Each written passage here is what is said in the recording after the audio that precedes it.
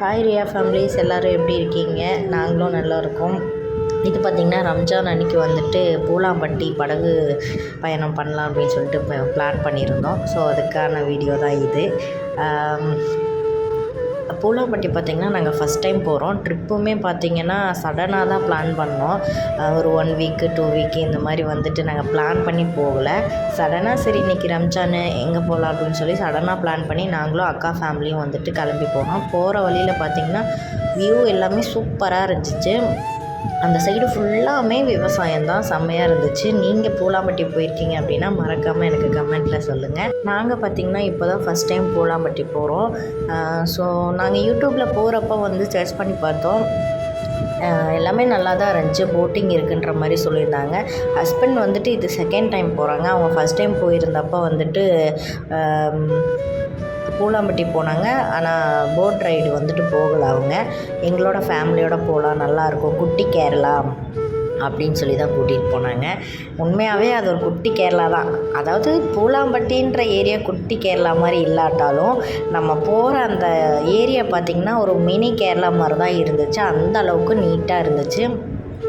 சைட்லலாம் தென்னை மரம் வச்சு ஃபுல்லாக வயல் தான். அதுக்கப்புறம் பார்த்திங்கன்னா மாங்காய் மரம் நிறையா இருந்துச்சு. ஏதோ ஒரு வில்லேஜுக்குள்ளே இருக்கிற ஒரு ஃபீல் கிடச்சிச்சு சிட்டிக்குள்ளேயே இருந்துட்டு போனப்போ. இப்போ பார்த்திங்கன்னா நாங்கள் வந்துட்டு பூலாம்பட்டி வந்துட்டு ரீச் ஆகிட்டோம். எங்களுக்கு காருக்கு டோக்கன் பார்த்திங்கன்னா 50 ரூபா போட்டாங்க. இவர் வந்து கவர்மெண்ட் ஸ்டாஃப் அப்படிங்கிறதுனால எங்களுக்கு வந்துட்டு வாங்கலை.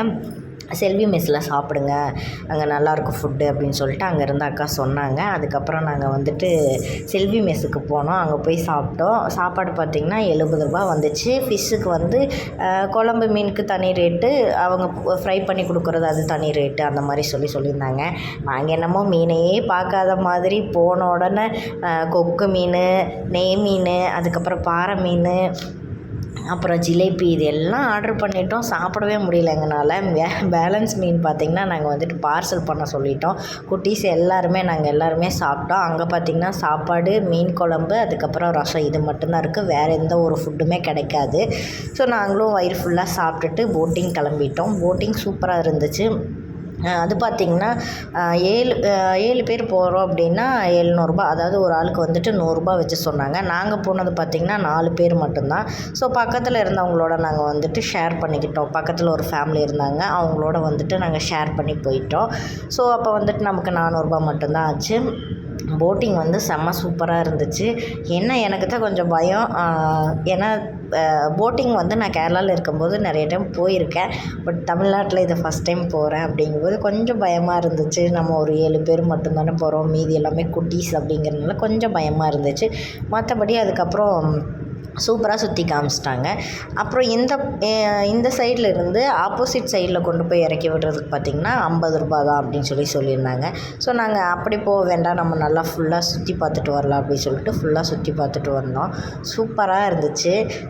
நீங்கள் யாராவது இந்த இடத்துக்கு போகாமல் இருந்தீங்கன்னா கம்பல்சரி நீங்கள் போயிட்டு வந்துடுங்க. சூப்பராக இருக்கும். அந்த அளவுக்கு வியூ செம்மையாக இருந்துச்சு. நேச்சுரலாக இருந்துட்டு வந்த மாதிரி இருந்துச்சு. ஒரு சிட்டி லைஃப்பில் இருக்கிறத விட அந்த பக்கம் போனோன்னே ஒரு வில்லேஜ் ஒரு ஃபீல் கிடச்சி எங்களுக்கு. மினி கேரளா அப்படின்னு சொல்கிறதுல தப்பே இல்லைன்னு சொல்லலாம்.